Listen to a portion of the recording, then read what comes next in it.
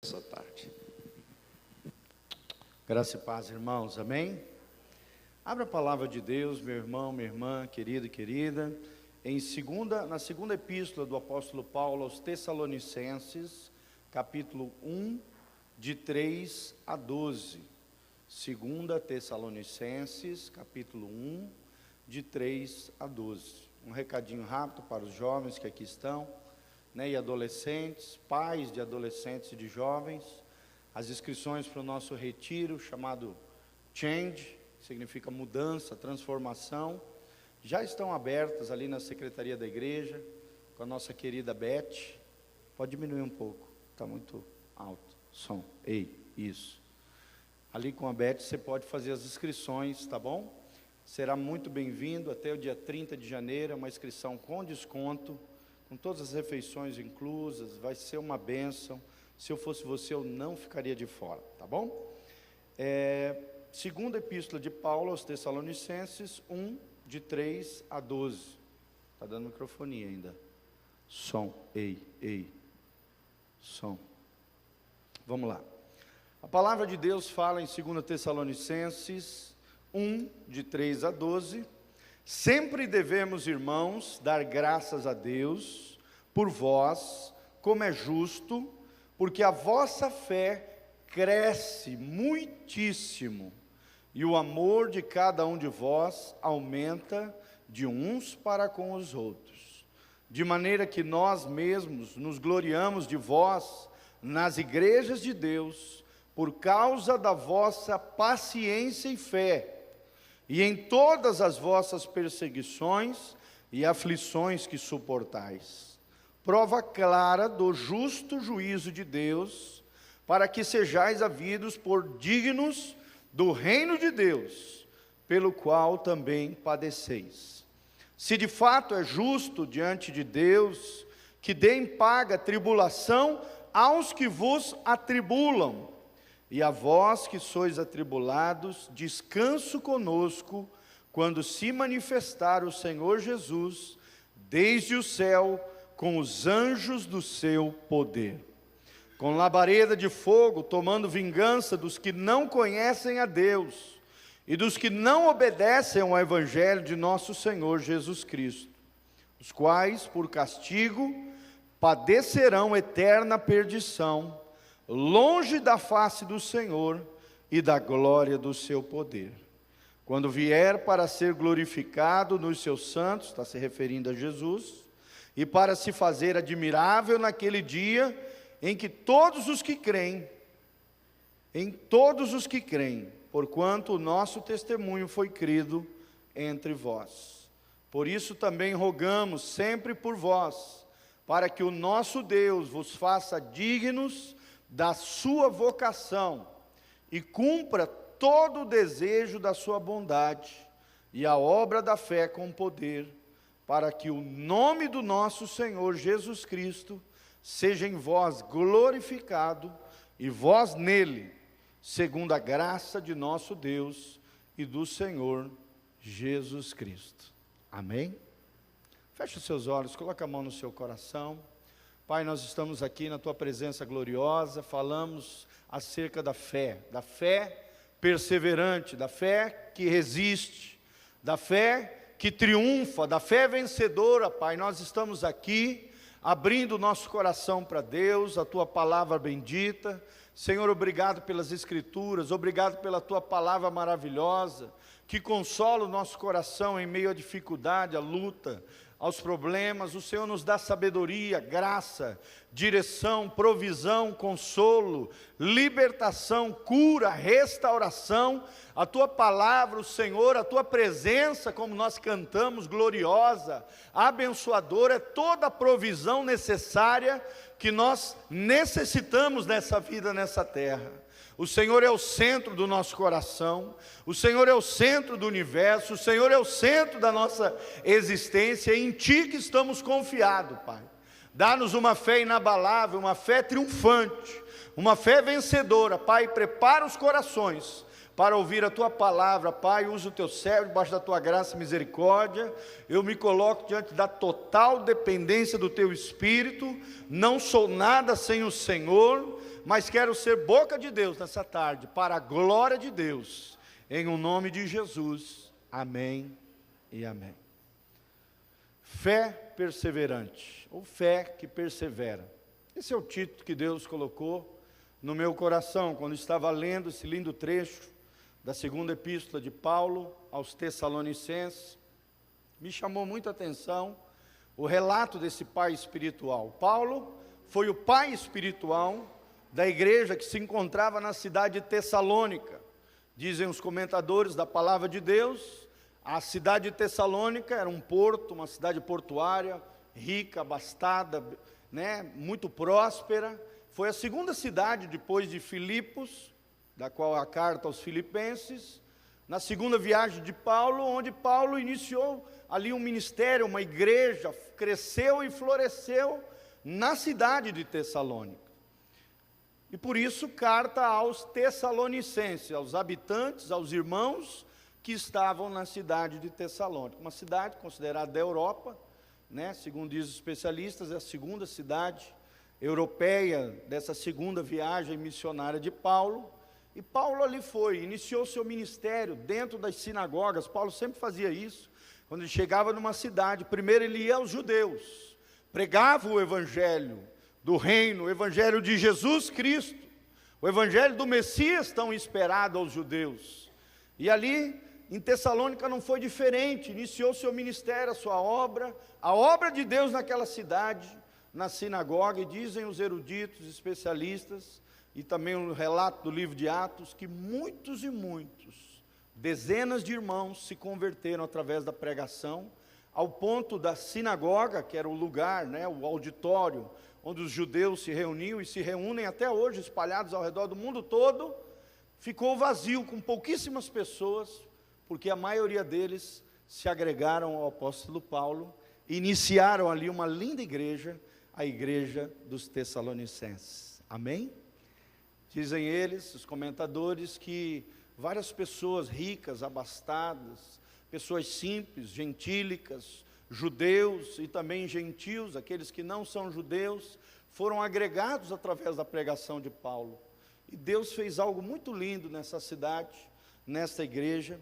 E nós vemos nitidamente aqui o coração do apóstolo Paulo, relatando a fé desses amados irmãos. Será que eu e você temos a mesma fé dos irmãos de Tessalônica? Será que nós temos uma fé vigorosa, uma fé inabalável, como diz no livro de Efésios?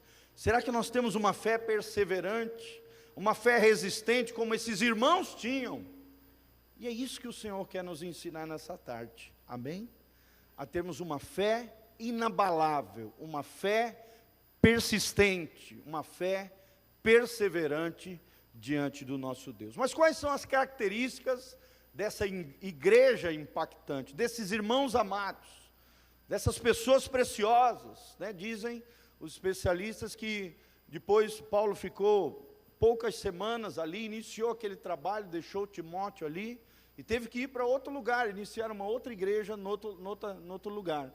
Teve que sair meio que fugido, porque aqueles poucos que restaram, na sinagoga, levantaram, fizeram um levante junto às autoridades locais, dizendo que aqueles novos cristãos que surgiam, os judeus que estavam abandonando a fé judaica e se agregando ao cristianismo, estavam fazendo um alvoroço contra o imperador, contra Roma, e ali houve uma perseguição, um dos homens que acomodou o apóstolo Paulo foi levado preso, segundo o relato do livro de Atos, e ali então Paulo teve que sair correndo diante daquela situação, e deixou aqueles irmãos mais consolidados em Deus, e depois retornou àquela cidade, e ouviu relatos maravilhosos dos seus filhos na fé, que ele deixou naquele lugar, para consolidar aqueles amados irmãos, amém?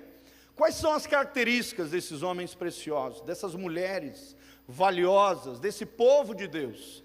Primeira característica nós vemos aqui no versículo 3, a Bíblia diz que eles tinham uma fé crescente. Fala comigo, fé crescente. A Bíblia diz em Romanos 12, versículo 3, que Deus tem repartido a cada um de nós uma medida de fé. Mas nós cremos, esse texto é muito claro, fala que esses irmãos, além de receberem essa fé salvadora, essa fé repartida da parte de Deus, eles não estagnaram na fé, eles cresceram muitíssimo. Cresceram muitíssimo. Olha o que diz Romanos 12:3. Por isso, pela graça que me foi dada, diz o apóstolo Paulo aos irmãos que estavam em Roma, digo a todos vocês: ninguém tenha de si mesmo um conceito mais elevado do que deve ter, mas ao contrário, tenha um conceito equilibrado, de acordo com a medida da fé que Deus lhe concedeu. Vira para o irmão que está do seu lado e fala assim: Deus te deu uma medida de fé, mas você precisa crescer no Senhor. Amém? Então assim, toda vez que nós somos salvos, nascemos de novo, recebemos uma medida de fé, cada um de nós, mas de fé em fé, de glória em glória, podemos crescer no Senhor. Amém? Esses irmãos, é nítido que eles cresceram, e é isso que a Bíblia relata aqui, porque a vossa fé, no versículo 3, ali no meio, cresce muitíssimo, diz o apóstolo Paulo. Pode projetar aí, 2 Tessalonicenses 1, versículo 3.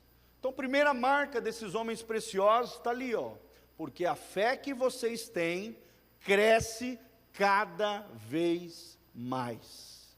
Irmão e irmã, você pode crescer na sua fé. É claro que mais importante do que crescer na fé é ter fé, como nós temos aprendido com o pastor Volteni, e a fé do tipo de Deus. Porque se tivermos a fé bíblica, a fé do tipo de Deus, diremos a este monte: sai do teu lugar, né, e lança-te ao mar, e assim será conforme nós dizemos, conforme nós falarmos com fé diante do Senhor. Amém? Mas quanto mais, amados, nós ouvimos e obedecemos a palavra de Deus, como diz Paulo, né, a fé vem pelo ouvir, e ouvir a palavra de Deus. Quanto mais você ouvir a palavra de Deus, frequentar os cultos, buscar o Senhor, participar das programações da igreja, ler a palavra de Deus todos os dias, se possível for lendo em voz alta, essa palavra vai entrando pelos teus ouvidos, descendo ao teu coração e enchendo o teu coração de fé que cresce de glória em glória diante do Senhor. Amém? É como os relacionamentos humanos. Quando você conhece alguém, né, você vai conhecendo cada vez mais aquela pessoa, e a pessoa vai adquirindo ou não confiança com relação a você. Sim ou não? Você conhece a pessoa, você vai amando a pessoa, aquela pessoa tem credibilidade, autenticidade, é íntegra, você vai aumentando a confiança com relação àquela pessoa. A mesma coisa no nosso relacionamento com Deus. Só que a diferença entre Deus e as pessoas é que as pessoas são falhas, e às vezes erram, mas o nosso Deus é bom, o tempo todo é bom, e é perfeito. Amém? Se existe alguém que é digno de credibilidade, e você pode confiar nele e na sua palavra, irmão, é o nosso Deus. Então, quanto mais nós tivermos intimidade com Deus, quanto mais conhecemos o nosso Deus, quanto mais ouvirmos a sua palavra, obedecermos a sua palavra, colocarmos em prática a palavra de Deus, que é viva e eficaz, automaticamente essa confiança vai se ampliando, e você vai experimentando novas dimensões do sobrenatural de Deus, da vida de milagres, do poder de Deus derramado sobre a sua vida. Sim ou não? É claro que sim. Por isso que às vezes uns experimentam mais de Deus do que os outros, porque umas pessoas confiam mais em Deus do que os outros, por desenvolverem em Deus uma vida interior, uma vida de comunhão com o Espírito Santo, elas vão crescendo, florescendo de glória em glória, de fé em fé, vão adquirindo essa característica da igreja de Tessalônica, uma fé que crescia muitíssimo. Não é muito, é muitíssimo. Amém? E Paulo reconhece essa característica dessa igreja preciosa. Segunda marca dessa igreja preciosa era um amor crescente também. Está ali no final do versículo 3, pode deixar projetado. E o amor de cada um de vós aumenta de uns para com os outros. Olha que lindo. Primeiro é uma fé crescente. Segundo, uma fé que entra em ação. Como diz 1 João, esses tempos eu preguei sobre isso, não amemos de palavra nem de língua, mas de fato e de verdade. É fácil você dizer para alguém, eu te amo, né? Agora, provar o amor em ação, é o que Deus quer de mim e de você. Amém? Você pode dizer para o teu filho, né, quem é mãe e pai aqui, filho, eu te amo. Mas na hora que teu filho precisar de alguma coisa, de um consolo, um carinho, um afeto, uma provisão, um cuidado, se você for falho, irmão, essa fé, esse amor declarado não entrou em ação. Não adianta de nada. Mas os irmãos em Tessalônicas, o povo de Deus, tem essa marca, e eu e você precisamos ter essa marca, a marca do amor altruísta, do amor que se entrega, do amor sacrificial. Hoje a nossa geração não quer esse tipo de amor. A nossa geração só quer o amor erótico, o amor sexual, mas não o amor sacrificial. O amor que se doa, o amor que se entrega, o amor que renuncia, o amor que, serve o outro, que se preocupa com o outro, que se sensibiliza, que apoia o outro, que dá afeto, não apenas quer receber afeto. Quando a gente vai tratar com casais, geralmente é assim, né? Cada um entra no casamento querendo ser feliz, e não entendendo que o objetivo do casamento é fazer o outro feliz, porque quando você faz o outro feliz, automaticamente você será feliz, porque você semeia felicidade, você colhe felicidade. Se você semear amor, você vai colher amor. Tudo que você faz com amor, prospera. Fala comigo, tudo aquilo que eu faço com amor, prospera. É verdade ou não, irmãos? Coloca na vida profissional isso. Todo aquele profissional que tem amor, que tem paixão pela sua profissão, ele é diferenciado. Agora, se ele está ali naquela posição, somente por ganhar dinheiro, por reconhecimento da sociedade, porque ele quer pintar de bonitinho nas revistas sociais da cidade, irmão, não vai prosperar. Mas se ele tem amor, tudo que você faz com amor, prospera. Será que você tem feito tudo com amor, querido? Será que você tem amado uns aos outros mais e mais? Será que o amor que você tem pelas pessoas, pela sua família, pelos seus colegas de trabalho, pelas pessoas que estão ao seu redor, pelo seu vizinho, tem se ampliado dia a dia? Será que você tem tido uma fé autêntica, uma verdadeira espiritualidade, cuja expressão é o amor uns aos outros? Querido, não existe marca maior de Jesus na nossa vida do que o amor. Um amor altruísta, um amor sacrificial, um amor com generosidade, apoio, afeto, sensibilidade e amizade. Será que você tem sido amigo das pessoas que Deus tem enviado na tua vida, que Deus tem colocado ao teu lado? Você tem dado um ombro para chorar, você tem ouvido aquelas pessoas, ou você não quer nem ouvir, deixa para lá, você já tem os teus problemas. Irmãos, a igreja em Tessalônica era diferenciada, e por isso ela atraía as pessoas para dentro dela, por causa do amor do apóstolo Paulo, por causa do amor de Tito e de Timóteo, que estavam servindo ali, filhos na fé, servindo o seu pai espiritual, e os irmãos naquela localidade. Era uma igreja que amava com amor fraterno, era fé em ação, através do amor uns pelos outros. Terceira característica impactante dessa igreja, é que os irmãos suportavam aflições e perseguições. Suportavam aflições e perseguições.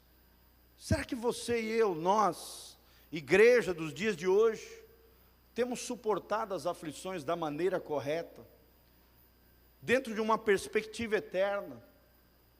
Será que eu e você, quando estamos em dificuldade, em luta, problema, não temos murmurado contra Deus, contra a vida, contra outras pessoas? Será que quando vem a dificuldade, assumimos as nossas responsabilidades, porque muitas delas, claro que existem fatos que são climáticos, atmosféricos, existem fatores que nós não temos controle, como por exemplo as questões econômicas, existem situações que não cabem a nós mudarmos aquele quadro, mas muitas aflições, sofrimentos e dificuldades são dores que nós mesmos colocamos sobre a nossa própria vida. Sim ou não, irmãos? Às vezes uma omissão, né? Você deixa de fazer algo, de repente acontece uma coisa na tua vida, porque você deixou de fazer aquilo que você deveria fazer. Foi omisso, foi falho, não assumiu a sua responsabilidade, com diligência, com amor, com esmero. Mas aqueles irmãos eram diferenciados, eles suportavam as aflições e as perseguições.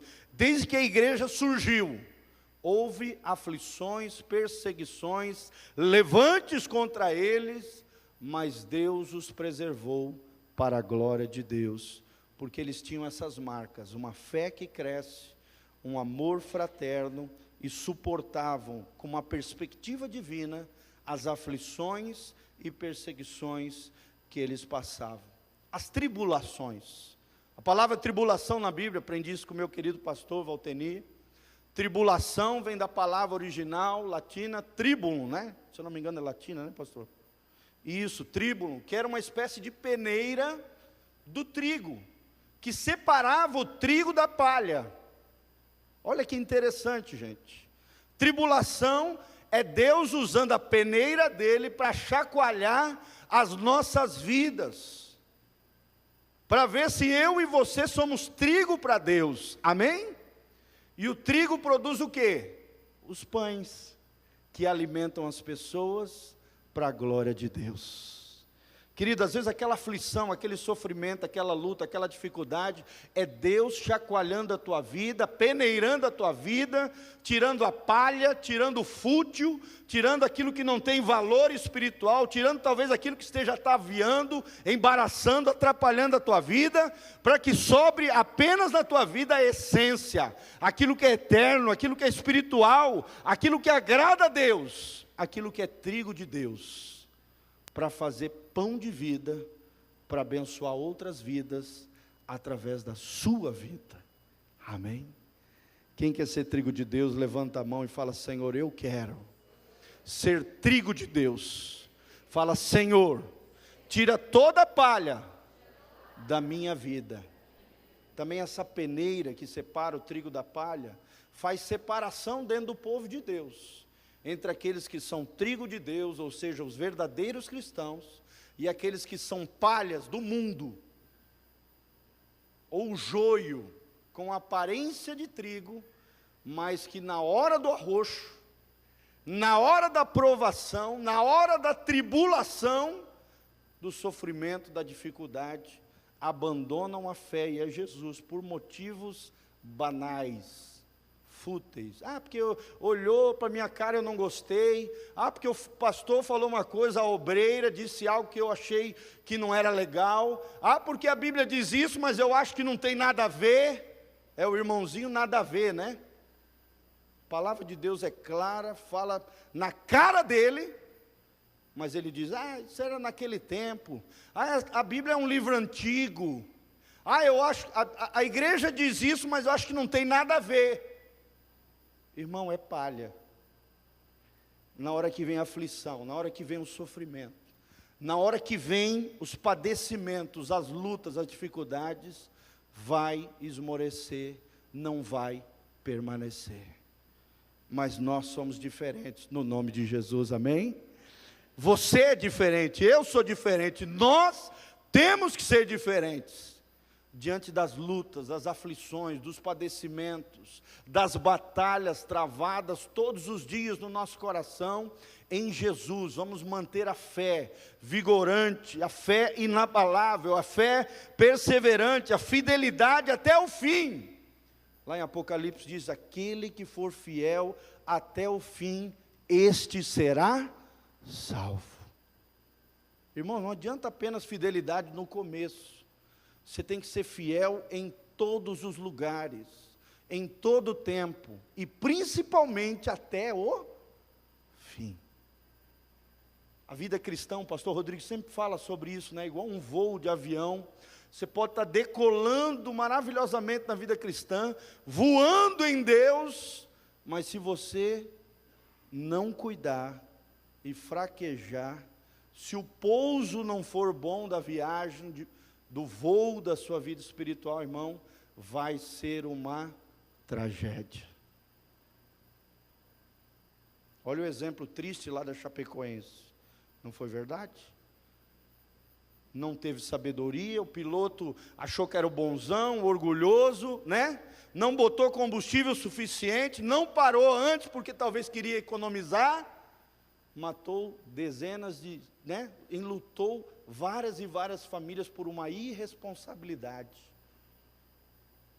Começou bem, voou até bem, mas no final houve um imprevisto, houve uma situação, o que aconteceu? Acabou o combustível e deu aquela tragédia nacional, que todos nós sofremos e padecemos, juntamente com as famílias que ficaram enlutadas. Meu irmão, não basta voar em Deus, não basta decolar na fé, o mais importante é como você vai terminar a sua jornada com Deus, amém? E quando Deus te peneirar, você vai aceitar o tratamento de Deus, o mover de Deus, o agir de Deus, de extrair o seu melhor, não o pior, né? Porque na provação pode sair o melhor ou o pior de você. É igual o deserto, né? O deserto, ele mostra o melhor das pessoas e o pior. O que vai sair do teu coração? O que vai sair da tua boca, querido, quando você passar por um deserto, por uma situação difícil, por um momento de luta? Que tipo de reações você vai ter? Olha o que a Bíblia continua dizendo. Daí ele começa a falar, o autor aqui, o apóstolo Paulo, da diferença entre os maus, que aqui no caso, no contexto, são aqueles que são perseguidores do povo de Deus, aqueles que se levantaram contra a igreja em Tessalônica, e depois o que vai acontecer com o povo fiel. Olha o que a Bíblia diz sobre os maus. A Bíblia diz que Deus julgará aqueles que perseguirem o povo de Deus, aqueles que forem maus e levantarem calúnias, né? Perseguirem você, eu, qualquer cristão ao redor do mundo, ao longo da história, Deus será o vingador. A Bíblia diz isso. Eu o retribuirei, a mim pertence a vingança, diz o Senhor. Então, irmão, se alguém se levantar contra você, porque você tem se posicionado do lado de Deus, do lado da fé, do lado da Bíblia, fica tranquilo, você tem um justo juiz, você tem o Senhor Jesus, que vai julgar a tua causa, que vai cuidar de você. A vingança contra aqueles que não conhecem a Deus, contra aqueles que não obedecem a Deus, contra aqueles que perseguem, contra aqueles que são maus, né? Contra aqueles que são ímpios, ou seja, se deixam levar pela maldade, pela impiedade. É claro que todos nós somos pecadores, uma hora ou outra podemos vir a falhar com Deus, mas não fique prostrado, caído, levante-se em Deus, confesse seu pecado, abandone, deixe, se aproprie do perdão e da misericórdia de Deus. Caiu, levanta. Não viva derrotado. A derrota é um estado espiritual, de quedas cíclicas. Se toda hora você fica caindo, você entra num ciclo de derrota. A derrota é um estado espiritual. Deus não te chamou para derrota. Deus não te chamou para o fracasso. Deus te chamou para a vitória no nome de Jesus. Mas graças a Deus que temos a vitória em Cristo Jesus, o nosso Senhor, diz o apóstolo Paulo. Mas o que vai acontecer com os ímpios e os maus? Eterna perdição, diz a palavra de Deus, está ali. A Bíblia diz, olha, como labareda de fogo, tomando vingança, no versículo 8, dos que não conhecem a Deus e dos que não obedecem ao Evangelho do nosso Senhor Jesus Cristo, os quais quem?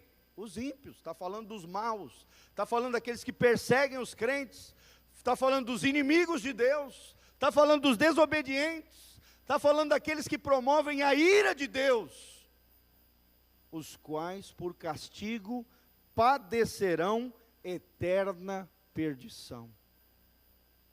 Já estão perdidos, vão ficar perdidos eternamente, longe da face do Senhor. Está aqui, longe da face do Senhor e da glória do seu poder.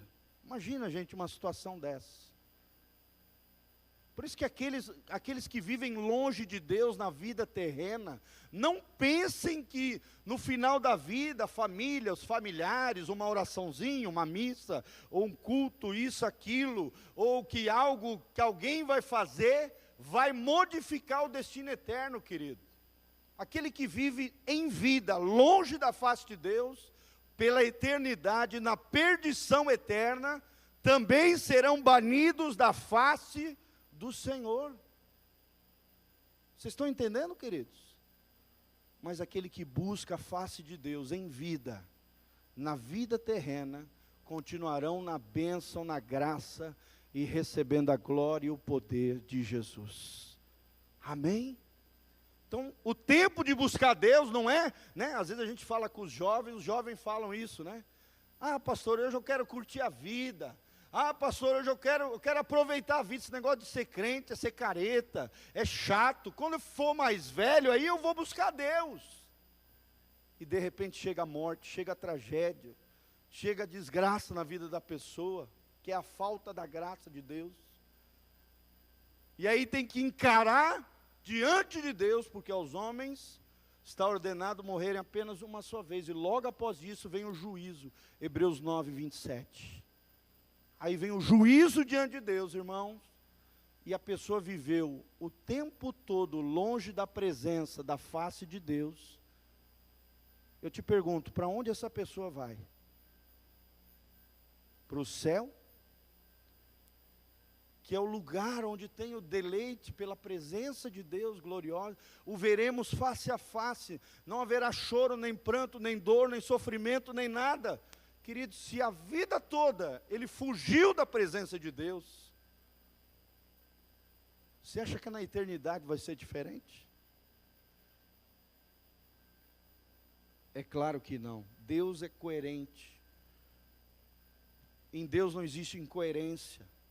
Se você viveu longe da face do Senhor nesta vida terrena, não pense que na eternidade será diferente.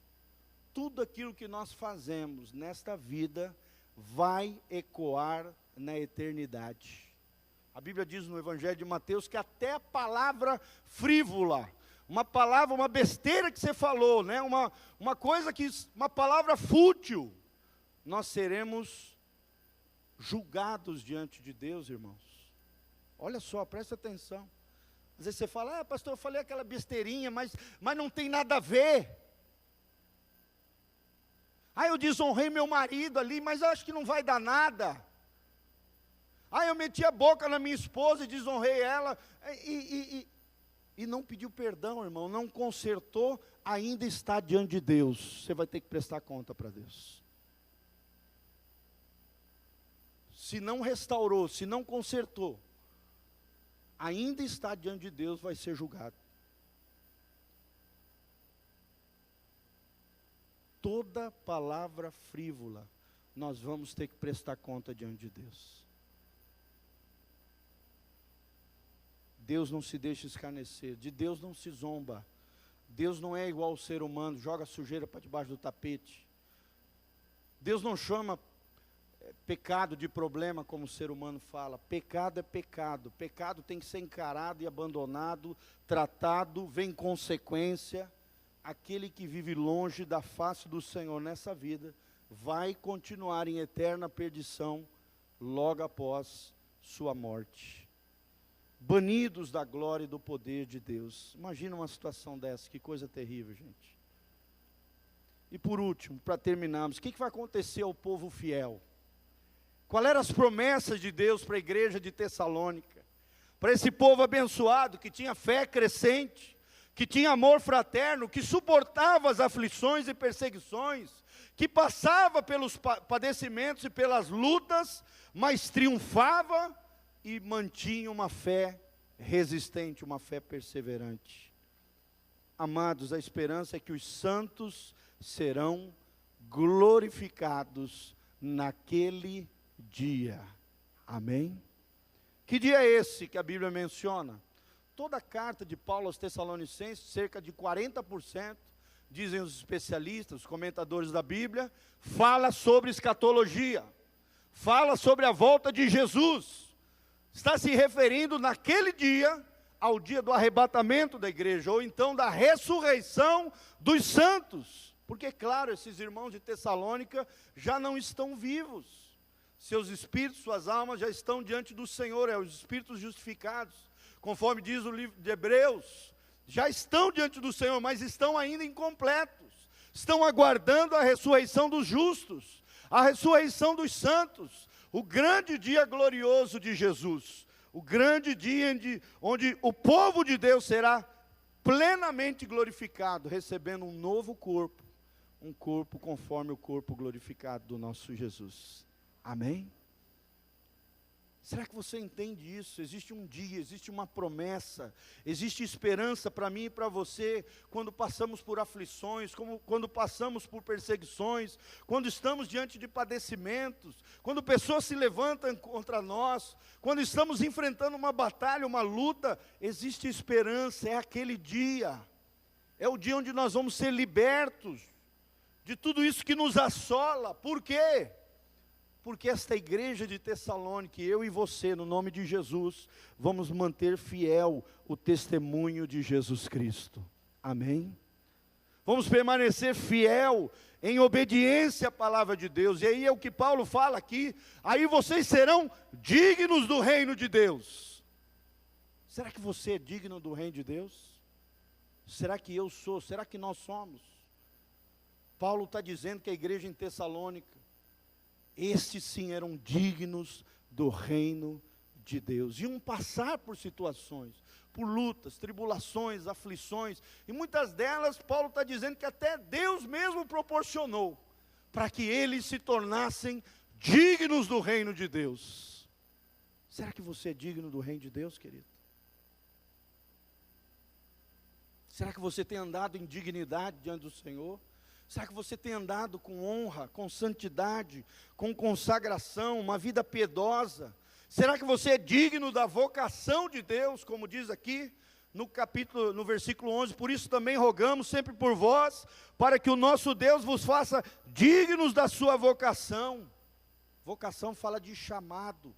Deus está te chamando para mais perto dEle. Deus está te chamando para conhecer mais Ele. Deus está te chamando com uma santa vocação. Ser filho de Deus, parecido com Jesus. Ganhar pessoas para Jesus e trazê-las para o reino de Deus. Será que você tem sido digno diante da sua vocação? Será que o nome de Jesus tem sido glorificado através da sua vida, irmão? Sabia que quando você passa por uma luta, uma tribulação, uma dificuldade, e permanece fiel, louvando, adorando, agradecendo a Deus, permanecendo firme e forte no Senhor, nos teus princípios, nos teus valores, na palavra de Deus, o nome de Jesus é glorificado na tua vida. Amém? Quantos vão glorificar o nome de Jesus? Levanta a mão e fala: Senhor, eu quero glorificar o teu nome diante das situações difíceis que eu venho atravessar. Glorifica o nome de Jesus. E aí sim, conforme termina Paulo, Deus cumprirá todo o desejo da sua bondade. Deus vai ser bom com você, querido. Deus vai fazer coisas maravilhosas na sua vida.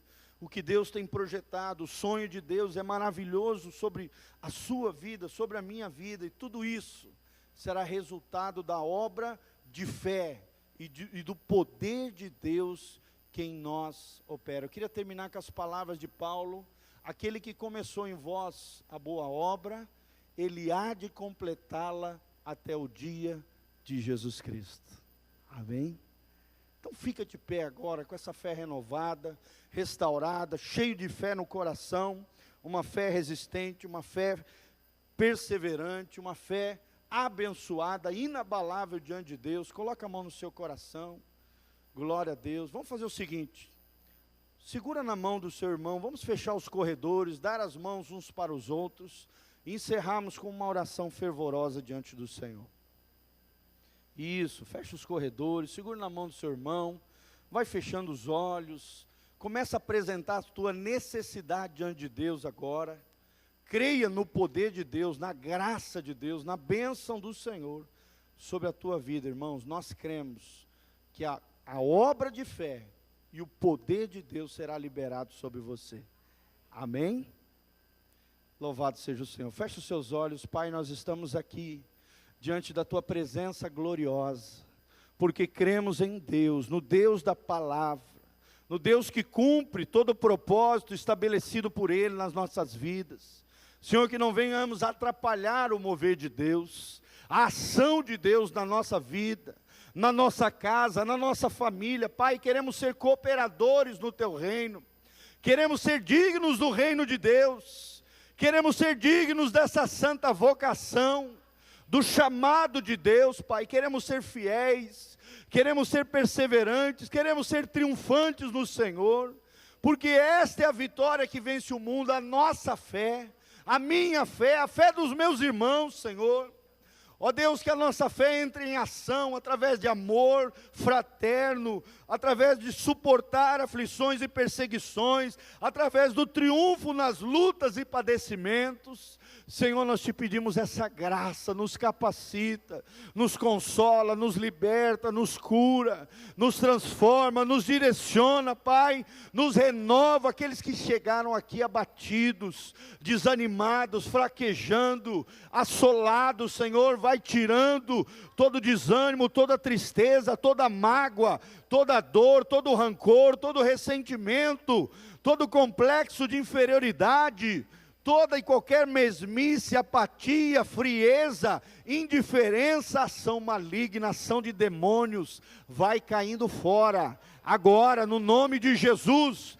Todo levante do inimigo, toda mentira de Satanás, todo sofisma e fortaleza, nós quebramos agora, na autoridade do nome de Jesus, desfazemos, quebramos, anulamos, despedaçamos todo jugo, todo grilhão, toda amarra, em o nome de Jesus, e declaramos as vidas livres, libertos, curados, renovados, restaurados, diante do Senhor.